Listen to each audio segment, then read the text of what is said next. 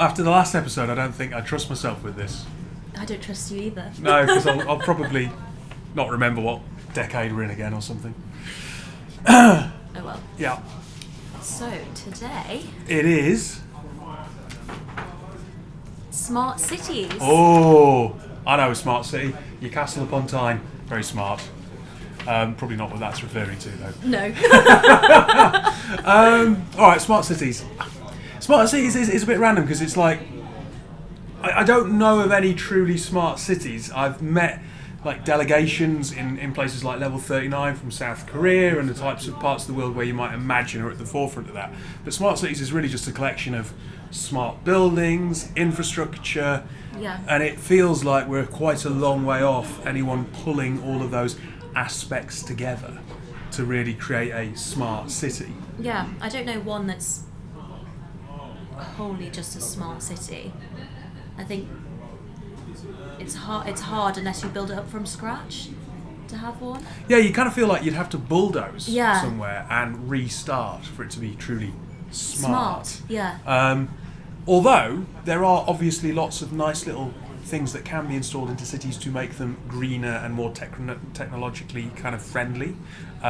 True. So when we were in Lisbon in November, we were on Lime scooters that you could unlock with an app on your phone, Yep. and off you went, and it was eco-friendly. And let's face it, getting around cities in four wheels is not the future. No, it's not. Mobility, micro-mobility is the future of cities and smart cities. So Lime, Bird, Lyft, all of those kind of, Boris bikes to a degree. Boris bikes. Have you ever got a Boris bike?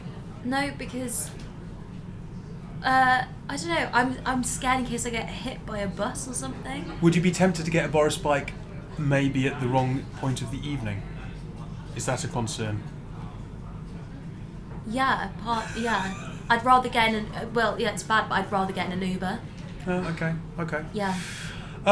What else? I mean, smart cities, smart motorways. I mean, if you're talking Yeah. about like autonomous vehicles, unless they've got the infrastructure that really supports them with smart motorways, etc., it's going to be very difficult to wholly transition. No, yeah, definitely. I'm trying to think of somewhere that I've been, but I can't. Trying to think of somewhere that you've been but you can't. You go everywhere. I know, but I can't think of somewhere that's like a smart city. Or Where like did you an- go recently, earlier in the month? Is Helsinki one? Well, Nordic, Scandi, probably going to have some element of smart.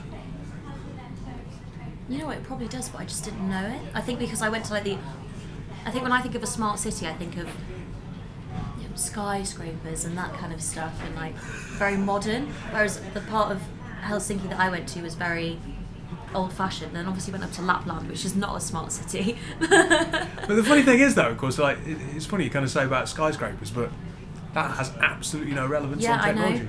But I suppose the one thing that will make cities smarter, of course, is 5G connectivity, which Which is, bit of a problem at the minute with Huawei Yeah. and the Americans. I think they're having some Thanks, Trump. movement. Well, that's what I saw in the news today. Yeah. Unless we get 5G networks into cities, then there's going to be very little ability to adopt technology.